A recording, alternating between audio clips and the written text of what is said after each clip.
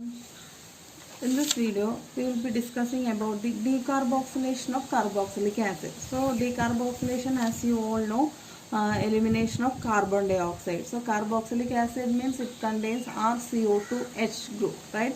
So, from that, carboxylate group will be eliminated. So, in which there are a couple of important methods involved in this reaction. Here in this video, I will be discussing about two methods. One is action with soda lime. The second one is Kolb's electrolysis. So first one, action with soda lime on sodium carboxylate, that will be discussing here first. So for this, we will be treating the sodium salt of aliphatic monocarboxylic acid is taken. So that means R C double bond O minus. So this is the sodium salt of aliphatic saturated monocarboxylic acid. Now this is fused with soda lime. Soda lime means it is the 3:1 mixture of NaOH and calcium oxide.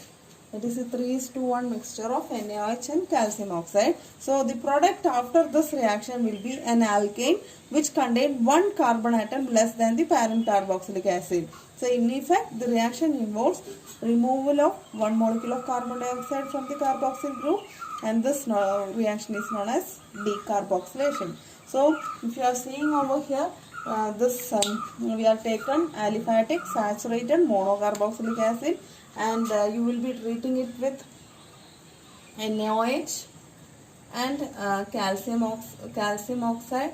Under heat condition, you have to fuse the reaction mixture. Okay, and what will be happening? This carbon dioxide will be going with NaOH. Okay, so basically this is going as Na2CO3, like this, Na2CO3. So the product that you will be getting is Na2CO3 plus the remaining is RH, hydrocarbon. Okay, this hydrogen will be joined over here, and you will be getting RH, an alkane. Alkane will be formed after decarboxylation. So this is the action of soda lime on aliphatic carboxylic acid. So let us write an example for this reaction by taking sodium salt of propionic acid.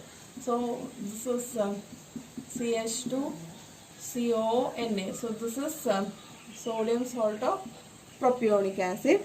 When this is treated with NaOH and calcium oxide under fused condition, sodium carbonate will be eliminated, plus along with this will be going, right, and hydrogen will be coming. So you will be getting the product as propane. Propane, it's not propane, it is actually ethane, because this carbon is going as carbon dioxide along with NaOH. So you will be getting ethane. Calcium oxide permits the reaction to be carried out at relatively higher temperature. So that is the role of calcium oxide over here. It ensures the higher temperature for the complete decarboxylation, and also it will keep the NaOH deliquescent, dry. Okay, so upon heating with dry soda lime, the sodium salt of an aromatic monocarboxylic acid also yields an arene having one carbon less. For example, if you are taking sodium benzoate means, so this is sodium benzoate, right? Sodium benzoate. When this is treated with NaOH, calcium oxide under fused condition, you will be getting, here hydrogen will be coming, right? So you will be getting Benzene plus Na2CO3.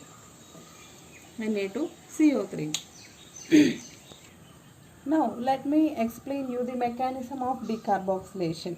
Okay, the decarboxylation of the carboxylate anion, this is the carboxylate anion, is believed to involve the formation of a carbanion followed by the reaction of the carbanion with a proton source to form a new carbon hydrogen bond. How this is happening? So this is the carboxylate anion. Okay, So this is generating a carbanion. How this is generating a carbanion?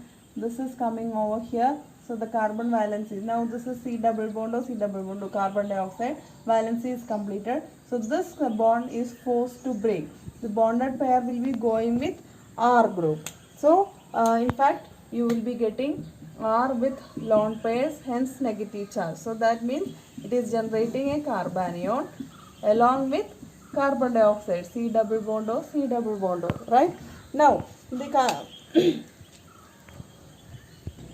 generator carbanion then will be reacting with a proton source, and you will be getting a new carbon hydrogen bond is formed between the proton source and the carbanion. So that is how you are getting alkane with one carbon less, which is going as carbon dioxide.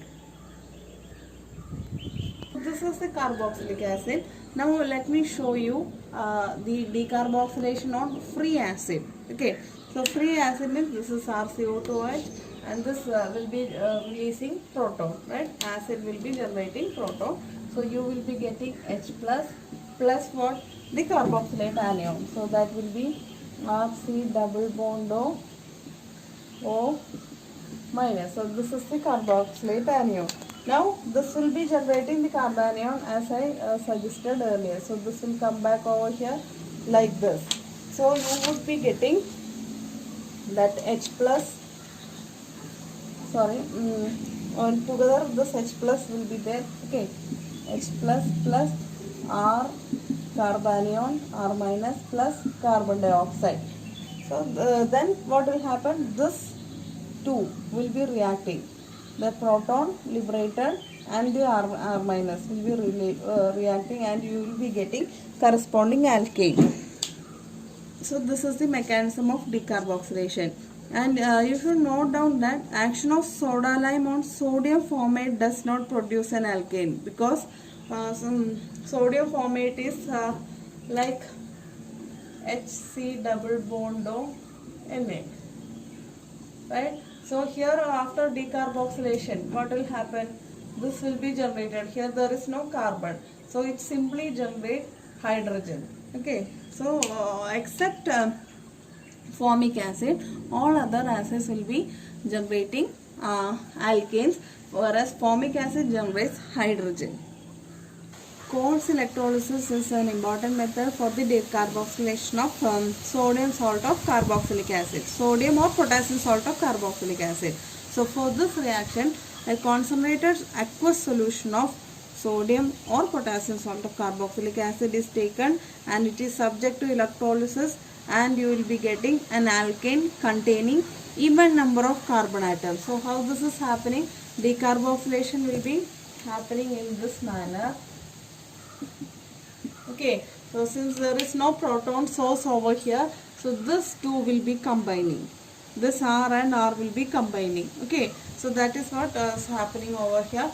So you would be getting the product alkane as RR. So this is the alkane with even number of carbon atoms, along with carbon dioxide, 2 molecules of carbon dioxide, and this will be converted. It will be reacting with steam, right? Steam, it will be generating 2 NaOH along with hydrogen gas. So this is the Kolb electrolysis. So here the product formed is an alkane with even number of carbon atoms.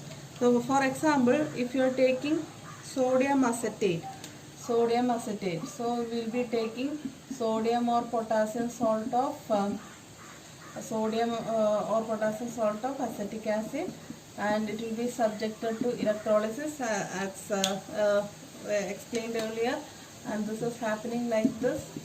Okay, so the product here we will be getting a bond between these two. So the product will be CH3, that is our ethane, CH3, and the remaining things are same, but here KOH will be generated in place of NaOH. So here acetic acid will be generating ethane.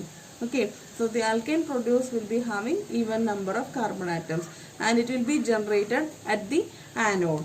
That is important. These alkanes are generated at the anode, known as quartz electrolysis. Now let us see the mechanism of this reaction.